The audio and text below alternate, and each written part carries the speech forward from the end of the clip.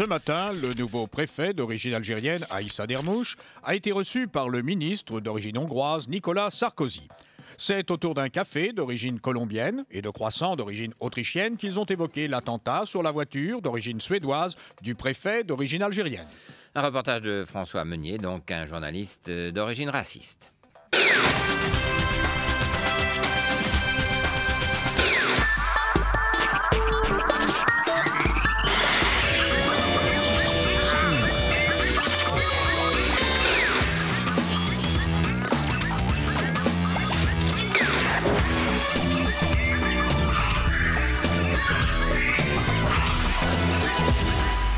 La télévision maintenant, vous le savez peut-être pour des raisons obscures, Télédimanche aurait de plus en plus de mal à faire des reportages sur TF1. Mais cela n'empêche pas l'émission de Michel Denisot de conserver tout son intérêt. Regardez. Salut. Télédimanche, c'est toute la télé en 1 heure. Notre invité de la semaine, il a 42 ans. En 4 ans, il a vu passer les plus grands de la télévision française. C'est Jacques Meunier, le portier de Canal+. Ça va, Jacques? Oui, monsieur Denisot. Alors, en ce moment, on parle beaucoup du nouvel autocollant du parking. Est-ce que c'est bien? Bah, disons que c'est plus pratique que la carte, c'est sûr. Alors, Télédimanche est allé filmer les coulisses. Là, c'est monsieur Gildas. Il a encore la vieille carte, alors. Alors forcément, ça met plus de temps. Hein. Et là, c'est monsieur Decaune. Avec l'autocollant, il passe plus vite. Salut. Sinon, des projets? Non. Bien, merci Jacques. Voilà, c'était Télédimanche. La semaine prochaine, nous recevrons Robert Delebard, le chef de la cantine d'Arte. Salut.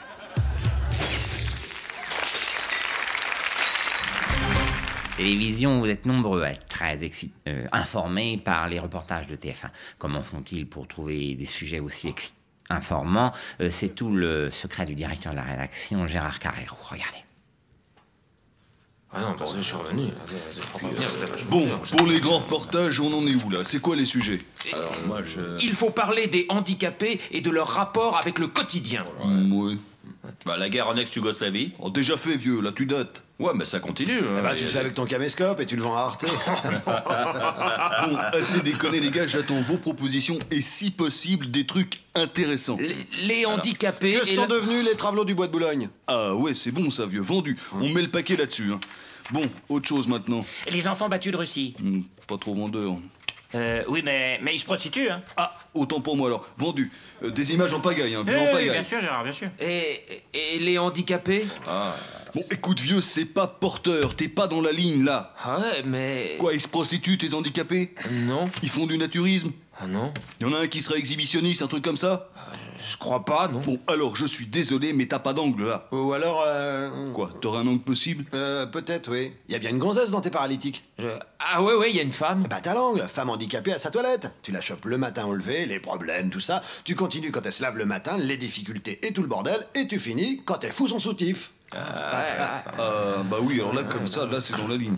Moi je voudrais faire un truc sur les acteurs de films porno pendant un tournage. Oh non, trop racoleur, là, non. Ouais, mais si je fais sur le réalisateur, alors... Ouais. Avec les acteurs derrière, hein.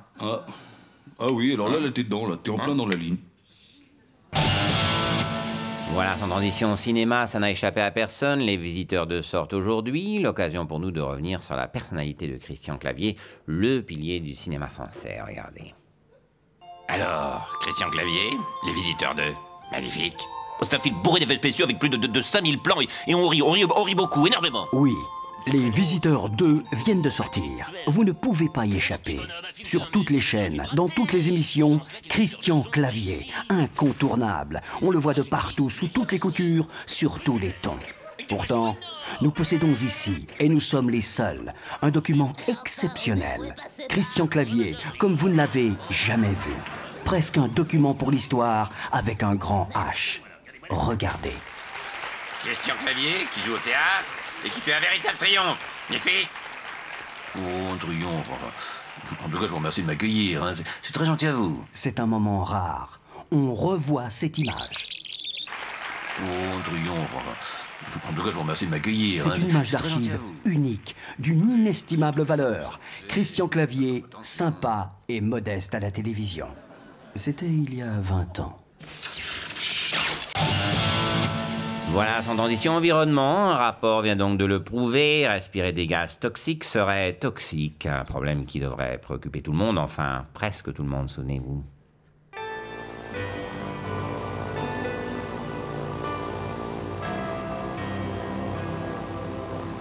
Bonsoir, je suis ravi de vous retrouver. Nous sommes au-dessus de Mexico, la ville la plus polluée du monde. Regardez si c'est beau. Cette fumée, ces particules d'oxyde de carbone en suspension. C'est tout bonnement magnifique. Ça pue. Pardonnez-moi l'expression, mais c'est tellement fabuleux que ce sont les seuls mots qui me viennent. Formidable exemple d'une ville vivante avec des voitures qui fument. Quand on pense à ces salauds d'écolos 68 à retarder qui voudraient détruire cette harmonie de fumée et de puanteur, irresponsable vraiment. Venez, on va se poser dans la décharge.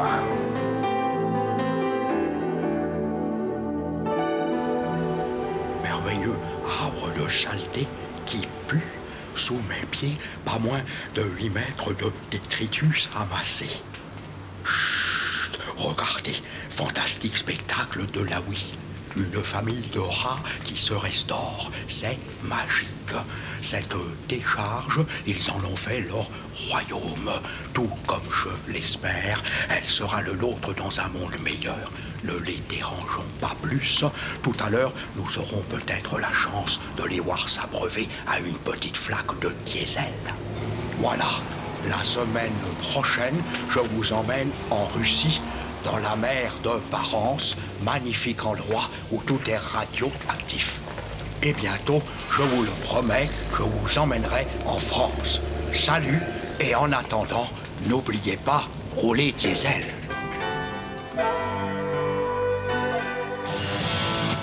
Voilà, sans transition, sport, les footballeurs sont des athlètes de haut niveau, de plus en plus préparés, façonnés comme de véritables machines à gagner. Heureusement, il leur reste parfois des moments de détente, regardez. Ces hommes sont des footballeurs de haut niveau. Ils sont sereins. Coach, possible d'avoir du rap de frites? Détendus, loin du stress. Ma petite sœur, s'il vous plaît. J'arrive pas à retenir. C'est quoi ton portable? Un téléphone, c'est tout quoi? Ouais. J'arrive pas à retenir. Une autre pression. Ont-ils un gourou pour les détendre ou un sophrologue? Sont-ils dopés? Non, ils n'ont pas de truc. Pourtant, nous sommes à moins de 10 minutes du coup d'envoi. Bon les gars, un café, un calva et on y va. Faut être à l'heure quand même. Ils n'ont pas peur. Ils sont sûrs de gagner. Et c'est normal, parce que ce soir, ils jouent contre le Paris Saint-Germain. Bon les gars, je vous rappelle, pas de bouteilles sur le terrain, les clopes on les écrase pas sur la pelouse et on respecte l'adversaire. Enfin, au minimum, on essaye de pas rire. Allez, bon match. Voilà, sans transition, football. Aimé Jacquet a présenté ce matin la liste des 18 joueurs pour le match France-Espagne dans une semaine au Stade de France. Il y a un grand absent, la mascotte de l'équipe de France. Et oui, Jules a disparu. Regardez. C'est dans cette villa que Jules s'est réfugié. Mi-homme, mi-poulet, il a pourtant trouvé des amis qui ont su l'accueillir. Il fait du cinéma.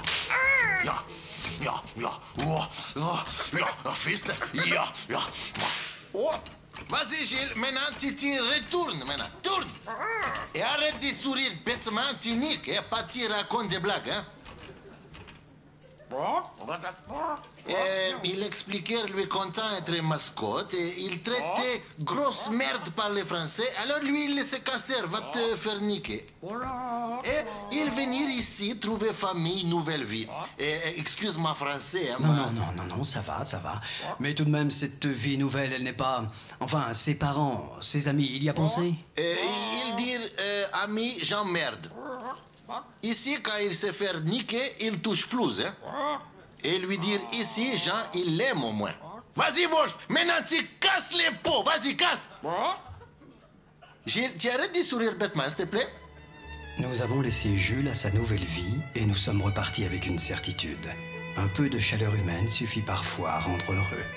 Merci, Jules. Et bonne chance à ton livre qui va sortir pendant la Coupe du Monde. Voilà, sans transition télévision, avec ce soir sur Arte une enquête choc sur la FIFA et l'argent dans le football. Une dérive qui n'est malheureusement pas la seule, regardez.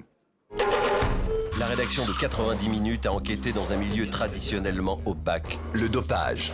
Aujourd'hui, il touche tous les sports. Même le football, le sport le plus populaire, est au cœur d'un nouveau scandale. En Espagne, en Italie, des joueurs, des clubs ont recours à des produits pour booster leur performance. En France, aucun cas de dopage n'a été répertorié. Pourtant, certains tentent d'introduire des produits illicites dans ce milieu. Revenez jamais, hein! Sinon, je vous dénonce à la Ligue, moi! Malgré les échecs, chaque semaine, les tentatives d'approche continuent. Oh non, s'il vous plaît, laissez-nous. Mais qu'est-ce que vous avez? Vous voulez les rattraper, les liens, ou pas? Vous voulez quoi? Vous avez peur? Mais vous avez peur de quoi? Hein? Vous avez peur de perdre le championnat? Mais vous l'avez déjà perdu! Ce qu'il faut, c'est essayer de pas finir trop loin, hein? Garder un peu de suspense, sinon vous allez encore finir à 40 points de Lyon, et puis c'est tout! Hein? Et notre championnat, il sera encore tout pourri! C'est non! Toi, approche. Pourquoi tu te drogues pas, toi? Hein? T'es déjà tout chauve. T'as peur de quoi? De perdre tes cheveux, mais t'en as déjà plus! Non, je tiens à ma santé, je préfère travailler à la sueur de mon front. Ah mais t'inquiète pas, hein. Avec ce que je vais te mettre dans le bras, tu vas suer, mais t'as même pas idée comment tu vas suer. Non seulement tu vas suer, mais tu vas prendre 17 kilos de muscles. Hein? De quoi t'as peur? De devenir un bon joueur? Ça alors, putain, personne n'en a voulu, nos produits doping. Oui, bon, on va encore se taper un championnat pourri. Hein. Y'en a marre, y'en a marre, hein? J'en peux plus, moi, de commenter toute une saison, un championnat qui finit le 15 septembre. Ah, ils veulent pas se doper? Très bien, je vous préviens. Au prochain Lens-Nice, Lorient-Lens, ou je sais pas quoi, c'est bien simple. Je me fous toute la valise dans les veines et je me fais une overdose en direct. Et oui, toujours pas le moindre cas de dopage dans le championnat de France. Et toujours pas de championnat de France, du coup.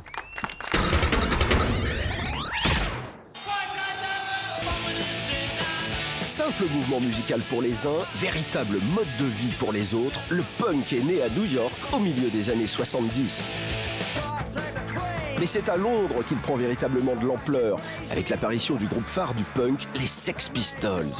À l'opposé des mouvements en vogue dans les années 70, les punks affichent ouvertement des idées de rébellion et d'insoumission, revendiquent une totale liberté d'expression et font de la provocation une règle de base. Aujourd'hui, près de 20 ans après sa disparition, l'influence du mouvement punk continue malgré tout d'être grande chez certains nostalgiques de l'épingle à nourrice.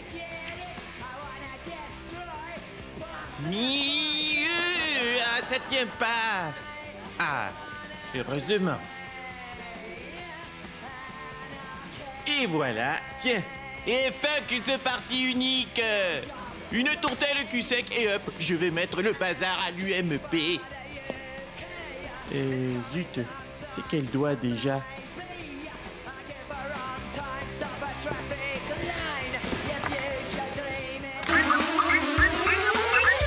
Voilà, sans transition, reportage sur le monde du travail, un reportage sans Paul Moreira, regardez. La violence, elle peut prendre de nombreuses formes, mais là où elle est la plus présente, c'est au travail. Le harcèlement moral y est parfois insupportable. Dépression, baisse de tension, tentative de suicide, le harcèlement peut pousser à bout. Comme dans cette petite entreprise parisienne, où la médecine du travail est débordée.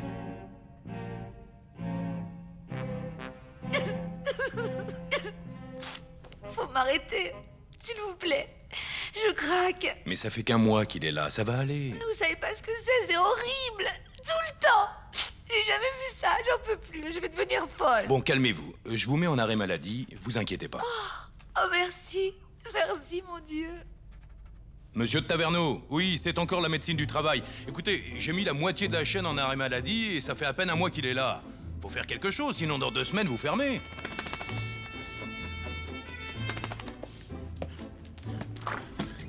Alors Thierry Roland, t'es toujours en train de chialer parce qu'on t'a viré de TF1? Parce que t'étais trop vieux et ringard? Hein? T'as les boules tellement t'es vieux, hein? T'es à l'école avec Jeanne Calment?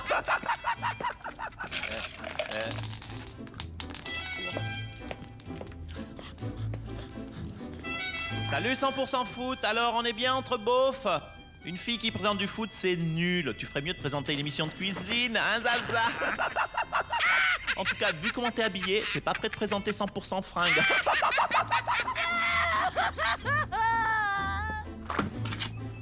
Alors, le beauf de Turbo, on n'est pas en train de laver sa voiture? Hein, Dominique Chapat, t'as pas honte d'être moins connu que ton père, Robert Chapat? C'est déjà un gros ringard entre nous.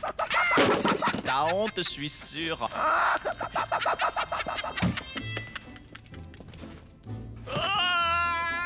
Le harcèlement moral, il y a une solution. Avant qu'il ne soit trop tard, appelez le 08 45 45 45. Allô? Le numéro du harcèlement moral? Il est nul ton métier. Pour que tu sois caché derrière un téléphone, je suis sûr que t'es gros et moche. T'es complexé. Si, c'est obligé. Hein.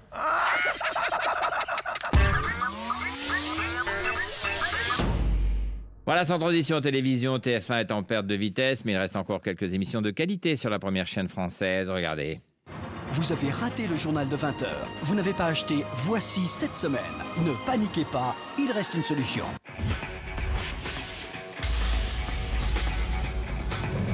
Aujourd'hui, un sommaire exceptionnel. Barack Obama en chute libre dans les sondages. Loana est grosse. Youssouf Fofana, un barbare qui aime les tatouages. Et bien sûr, comme chaque semaine, notre rubrique Police People. Super, Nikos. On commence tout de suite par le mystère Obama. Il était adulé, vénéré. Aujourd'hui, il est contesté par son propre camp. Une enquête exclusive de 50 minutes inside. Ça m'étonne pas qu'il dégringole. Ça me fait penser à la trajectoire du petit noir, la Arnold d'Arnold et Willy. C'était une star internationale. Maintenant, il est gardien de parking à Los Angeles. Et oui, incroyable, l'homme le plus puissant du monde, Barack Obama, deviendra probablement gardien de parking à la fin de son mandat. On passe maintenant au cas Loana. Loana, on a vu des photos d'elle bouffie dans plusieurs magazines cet été. Qu'arrive-t-il à l'ex-vedette du Loft? Une enquête exclusive de 50 minutes inside. Ah, ça, c'est la choucroute. Hein. J'ai des clients qui en consomment régulièrement, ils sont énormes. Loana, ça m'étonnerait pas qu'elle vienne acheter de la choucroute d'une minute à l'autre. Elle habite pas loin en plus. Oui, incroyable, Obama chute dans les sondages car il mange trop de choucroute. C'était Loana, là? Merci Sandrine. Autre sujet brûlant cette semaine, le cas de Youssouf Fofana. Un cas qui déchaîne les passions. Le chef du gang des barbares suscite les plus vives interrogations. Une enquête de 50 minutes side. Ah, c'est un type qui fait froid dans le dos. Hein. Il est capable de tout. Hier, je l'ai croisé à la promenade. Il s'est fait tatouer le tyrolien du juste prix sur l'épaule gauche. Affreux. Surprenant, oui, surprenant, mais un bien bel hommage à Vincent Lagaffe de retour sur notre antenne pendant tout l'été. On se retrouve après la pub avec notre enquête exclusive sur la grippe A. Des millions de morts en perspective, dont 18 people. Et nous avons déjà les noms en exclusivité pour 50 minutes side.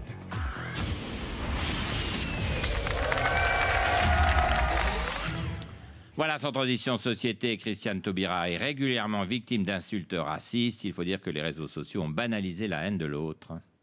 Et pour finir, petit détour par le village de Montjouillard, où un homme continue contre vents et marées à perpétuer une tradition bien de chez nous. C'est au cœur du Jura que Raymond Cholet, 76 ans, exerce toujours son activité avec l'assurance de l'artisan aux gestes 1000 fois répétés. Maintenant, les jeunes, ils font ça avec leurs ordinateurs et tout ça. Pour moi, c'est pas du boulot. Raymond est spécialiste du commentaire raciste anonyme, mais à l'ancienne. Tout au ciseau et à la colle. Et n'essayez pas de convaincre Raymond du bien fondé du racisme high-tech, c'est peine perdue. En plus, c'est écrit tout petit. Après les Arabes et les nègres, autour des Roms de nous envahir. Vite, Marine. Ouais, à la limite, le texte est pas mal. Mais le type, il a écrit ça en quoi, 10 secondes? Non. Une insulte raciste digne de ce nom, ça se conçoit, ça se fabrique patiemment. À chaque étape, on prend le temps de ressasser sa haine. Et pour Raymond, la haine par correspondance, c'est une vieille histoire de famille. Oh, ça c'est sûr. Pendant la guerre, j'en ai passé des heures sur les genoux de papa. Manifestement très ému, nous laissons Raymond à sa nostalgie d'une époque où le racisme anonyme était encore l'œuvre de véritables orfèvres. Et oui, une histoire bien émouvante sur un savoir-faire ancestral qui, malheureusement, disparaît, injustement dépassé par les nouvelles technologies. Je rappelle d'ailleurs que vous pouvez nous envoyer tous vos commentaires sur le site de TF1, anonymat garanti. Voilà, sans transition municipale, à 6 mois des élections, présentation de la candidate UMP à Paris, Nathalie Kosciusko-Morizet. Après NKM dans le métro, J'adore le métro. après NKM chez le poissonnier, découvrez NKM dans les bas-fonds de Paris. Personne ne le sait, mais je rends visite à ces pauvres gens presque tous les jours. Bonjour, madame. Bonjour. Ça va bien aujourd'hui? Vous permettez qu'on visite? Oh, mon Dieu. Oh, regardez. Mais comment peut-on vivre comme ça au XXIe siècle, en plein cœur de Paris? Hein, voilà une autre réalité du bilan de Monsieur Delanoë. On va vous laisser, Maria. Si vous pouviez descendre le thé à 17h précise aujourd'hui, ce serait bien. Bien, madame. Merci. Ah, bonjour, Maradou. Bonjour, madame. Ça va aujourd'hui? Et votre femme? Et vos enfants? Hein? Et ma Bentley? Ouais, ça va, tout est toujours là, madame. Ah, c'est bien, c'est bien. Vous n'oublierez pas de faire le plein, hein? Nous allons en Normandie ce week-end. Bien, madame. On part à 8h15. Depuis toute petite, j'ai été élevée au milieu de ces gens modestes. Que ce soit une cuisinière, une nounou, un majordome ou un professeur de valse viennoise, je me suis toujours sentie proche d'eux. Toujours. Mamadou, Maria, souriez. NKM, une femme proche du peuple, à 5 étages près.